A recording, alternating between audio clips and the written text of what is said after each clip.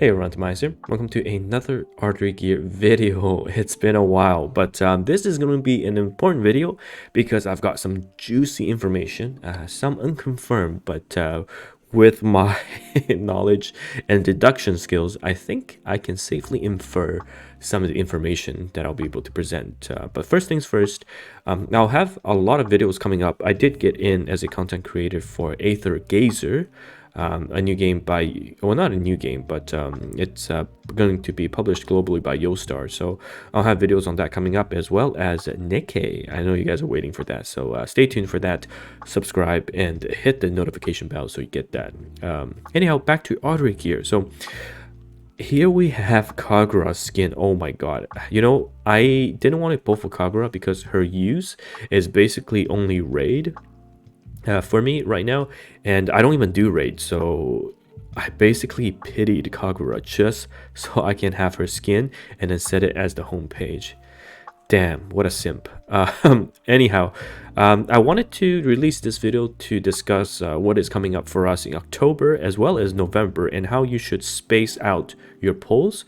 So as we know from my previous roadmap video, in October we'll be getting quite a few new banners as well as reruns. So what we have already is the Kagura banner, and of course the Condor is coming up. So it's going to be Kagura, Condor, and then I am going to assume most likely due to the time constraint on the roadmap, it's going to be an Elma and Yui dual banner, because Yui is the next chapter and then Elma is essentially an event. So you'll be able to get both in terms of the shared pity. I like how they did with Jessie and Lobelia on Taiwan. So basically both banners share the same pity coins. So some people, they did 200 pulls on either banner, and then if they get one copy, they can use the same currency in 200 to exchange for either Yui or Elma.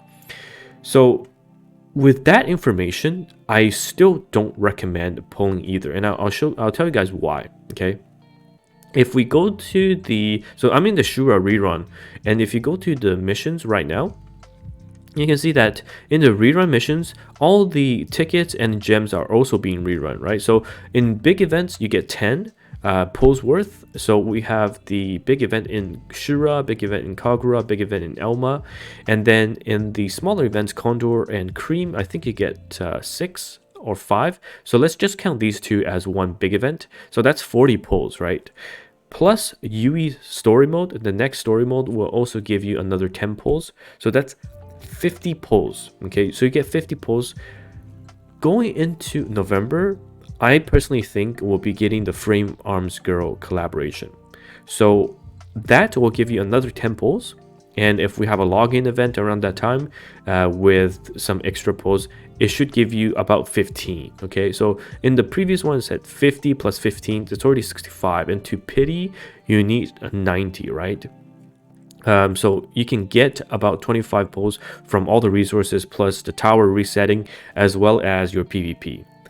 So with that said, you should really be saving for the collaboration. Stylet is a game changer, especially right now in the meta where it's going to be Madokas everywhere. Stylet can somewhat, with a very strong lifesteal set, can somewhat counter that. And also because GvG is coming, you can have Stylet solos in a lot of in a lot of scenarios. So 100% must grab as a unit Stylet, because in the collaboration, if you pick up Stylet, you don't need to spend any further resources to max Stylet if you're just looking to max Stylet. So personally for me, I think all these reruns and rush banners essentially allows you to save up a pity from scratch to go for Stylet. That's the most important thing.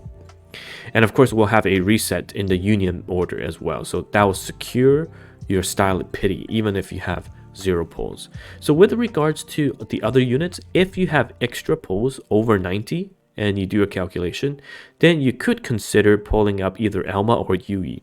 So the difference between these two is Yui is severely nerfed on release because of units like Homura. So Homura prevents an extra turn mechanic, and Yui's whole mechanic is that when an enemy team or enemy unit uses a non-attacking skill, then she'll be able to cut and take her turn. So it's a Timmy push and Alice push. Basically, Yui cuts in and can S3 that ignores damage sharing and also does elemental advantageous attack all the time, right? So it ignores element.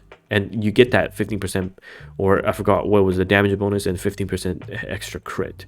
So it's really, really strong in that regard. However, because of Homura, Yui essentially cannot cut anymore. So it changes two things. First of all, she is going to be severely weaker against PvP teams that run Homura defense. However, if you look at PvP right now, not a lot of people run Homura. This is just due to the fact that the Kyoka damage sharing is much stronger at the moment. So with Yui released, all these team defense teams, so let's say this team, right? Timmy goes, Yui will cut, and if you have a very strong Yui, you can blow up the Madoka, even if Madoka is tanky. But then you have to deal with the Louise revive. So she is not going to be, you know, absolutely useless, but against teams like this, where there's a Homura, it's going to be very tough.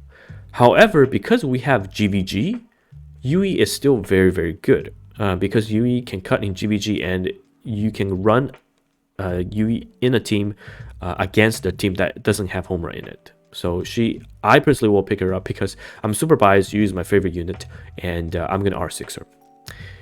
Elma, on the other hand, is also in a very weird situation.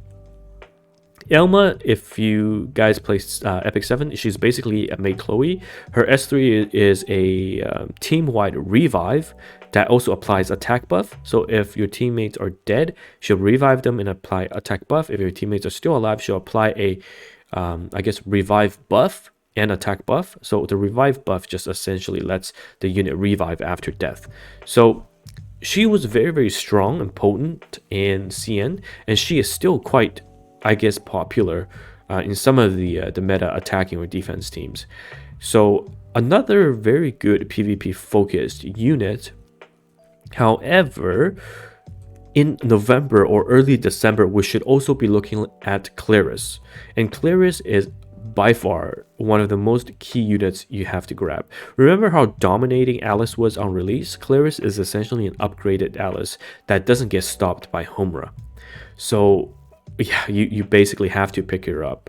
So my recommendation, if you're free to play player, save, okay? Super save. Get the collaboration and go from there. And also, there is a special hint you didn't hear from me. There may be an opportunity for free polls on the Elma and Yui dual banner. Okay, you might get some free polls there. But yes, anyhow, that is the breakdown. And November, we'll actually be getting our next season of GvG. I think it'll be a proper season instead of the 1 week version that we got. So it'll be a longer season, and I'm looking forward to that because honestly, GvG is exciting. And some exclusive news. RTA should be opened in CN this month, hopefully. And then November, maybe end of November is when Global will get it. And we can play finally some real-time arena against friends, allies, or enemies. That will be fun. And the developers are working on cross-platform, cross-server GvGs and RTAs in the future. So it's finally, I think their plan is by the end of the year have a very comprehensive plan about how the game is going to move forward, and hopefully they keep their words on importing some of the meta units into the shop, so that we can exchange our pity tokens for those units, because it's been rough for us global if you're free to play, especially if you didn't have a chance to pick some of those meta units up. But yeah, things are looking pretty good. And of course, CN just got their Izumo, and she looks like to be a Stylet counter, but we'll see what happens. But still, pick up Stylet. She is one of the best units. And I'll see you guys in the next video.